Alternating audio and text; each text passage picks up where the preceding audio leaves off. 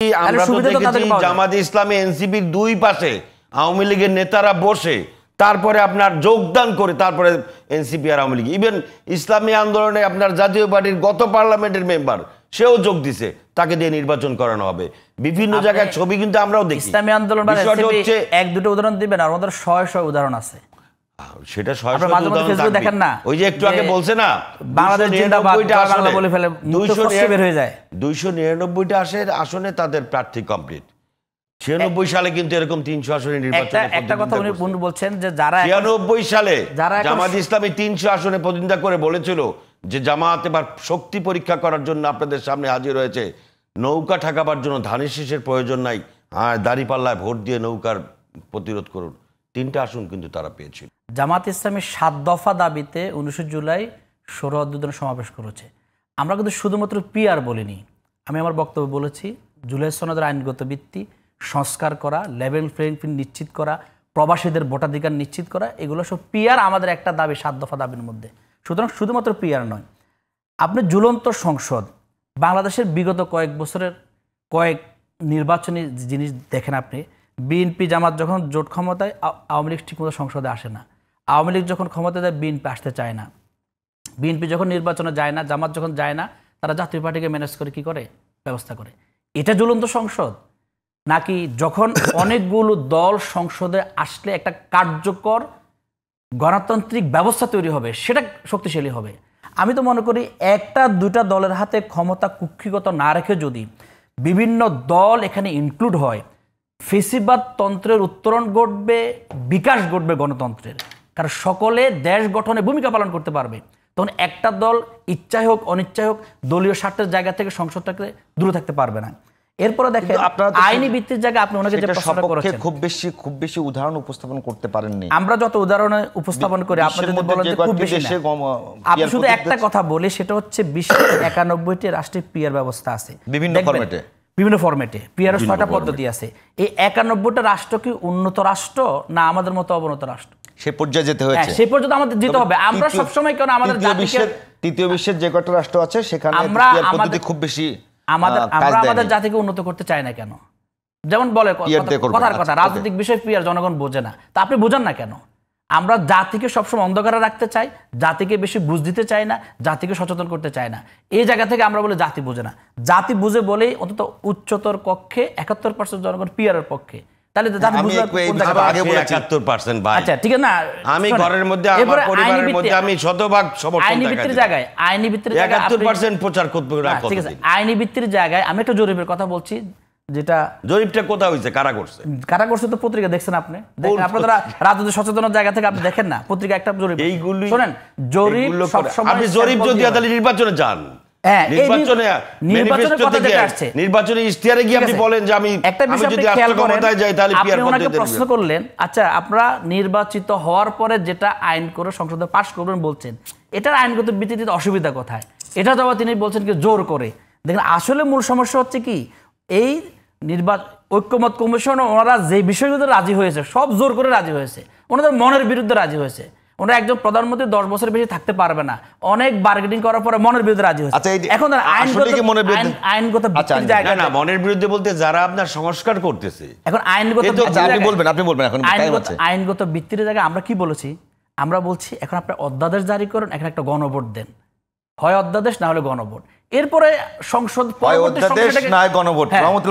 পরবর্তী সংসদ সেটা ক্লারিফাই করবে। এটা আপনি করতে অসুবিধাটা কোথায়? প্রথম কথা হলো যদি আপনি বলেন যে গণভোটের সময় লাগবে, তো অধ্যাদেশ জারি করে দেন। অধ্যাদেশও একটা ফ্যাসিলিটি।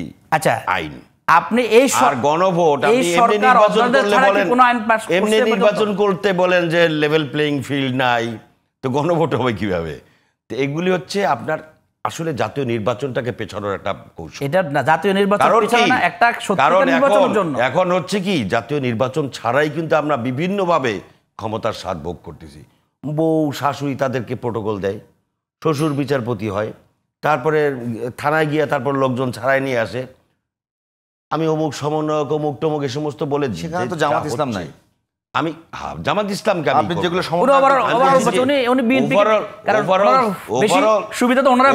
সিচুয়েশনটা হচ্ছে এরকম।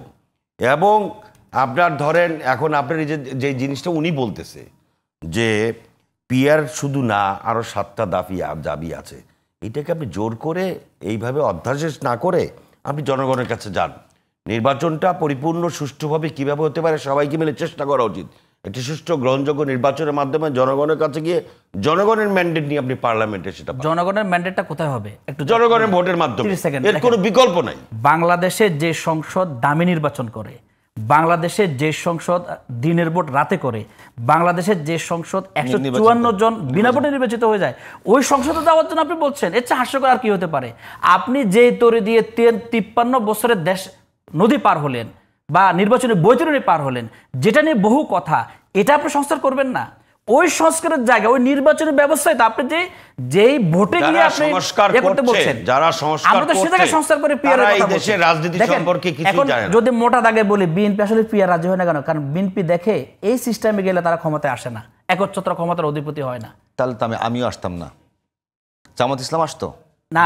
আমি বিএনপি দেখতো, অযোগ্য লোকেরা তো এমপি হইতে পারবে না, এটাও তো একটা বিষয়। যদি আমি আরেকটা হচ্ছে অযোগ্য লোকেরা এমপি হইতে, অযোগ্য লোক এমপি হবে কি হবে না? পিআর সিস্টেমে জালকাঠির লোক ঠাকুরগাঁও হবে, ঠাকুরগাঁও। বলেন, যদি জামাত ইসলাম দেখে যে এই পিআর সিস্টেমে গেলে তাদের আসন সংখ্যা কমে, আচ্ছা, জামাত ইসলাম রাজি হবে? আমরা আসন সংখ্যা কমা বাড়া, আমরা দেশের স্বার্থে রাজনীতি করি, আমাদের ক্ষমতা যেতে হবে। দেশের স্বার্থে রাজনীতি করলে ফ্যাসিবাদ তন্ত্রের মূল উৎপাটনের জন্য আমরা পিআর কে বলছি। দেশের চিরাচরিত শুধুমাত্র আওয়ামী লীগ সুবিধা পাবে পিআর পদ্ধতিতে, বাংলাদেশের জনগণের কোনো সুবিধা হবে না। আর যেকোনো একটা আওয়ামী লীগ সুবিধা পাওয়ার কথা বললে রাজনৈতিক দলের উপর ভর করে তালিকা মিছিল সমাবেশ সব জায়গায় আওয়ামী লীগের সুবিধা বিএনপি দিচ্ছে বেশি। সেটা তো আমরা অভিযোগ কিন্তু বিএনপিতে আছে যে ছাত্রদল কমিটিগুলো 20 জনের মধ্যে 7 জনের ছাত্রদল দিকে দেখা যায়। আমরা তো দেখেছি জামাত ইসলামী এনসিপির দুই পাশে আওয়ামী লীগের নেতারা বসে তারপরে আপনার যোগদান করে তারপরে এনসিপি আর আওয়ামী লীগ, ইভেন ইসলামী আন্দোলনে আপনার জাতীয় পার্টির গত পার্লামেন্টের মেম্বার সেও যোগ দিছে, তাকে দিয়ে নির্বাচন করানো হবে। বিভিন্ন জায়গায় ছবি কিন্তু আমরাও দেখি। ইসলামী আন্দোলন হচ্ছে এক দুটো উদাহরণ দিবেন, আর আমাদের 100 উদাহরণ আছে। সেটা 100 দেখেন না, ওই যে একটু আগে বলছে না বাংলাদেশ জিন্দাবাদ বাংলা বলে ফেলে 200 বের হয়ে যায়। 299টা আসনে তাদের প্রার্থী কমপ্লিট। 96 সালে কিন্তু এরকম 300 আসনে নির্বাচন। একটা কথা উনি বলছেন যে যারা 96 সালে জামাত ইসলামী 300 আসনে প্রতিদ্বন্দ্বিতা করে বলেছিল যে জামাত এবার শক্তি পরীক্ষা করার জন্য আপনাদের সামনে হাজির হয়েছে, নৌকা ঠেকাবার জন্য ধানের শীষের প্রয়োজন নাই, আর দাঁড়িপাল্লায় ভোট দিয়ে নৌকার প্রতিরোধ করুন। 3টা আসন কিন্তু তারা পেয়েছিল। এর বিষয়ে কি বলবেন? জামাত ইসলামী 96 সালে 3টা পেয়েছিল, আর 2012, 13, 14 সালে যখন উপজেলা নির্বাচন হয় সেখানে জামাত ইসলামী 129টা ভাইস চেয়ারম্যান নির্বাচিত হয়। 203টা জায়গায় উপজেলা চেয়ারম্যান, ভাইস চেয়ারম্যান, মহিলা চেয়ারম্যান নির্বাচিত হয়। আপনার অবস্থা কিন্তু পাল্টাইছে। আপনার জনগণের ম্যান্ডেট কোন দিকে যাচ্ছে?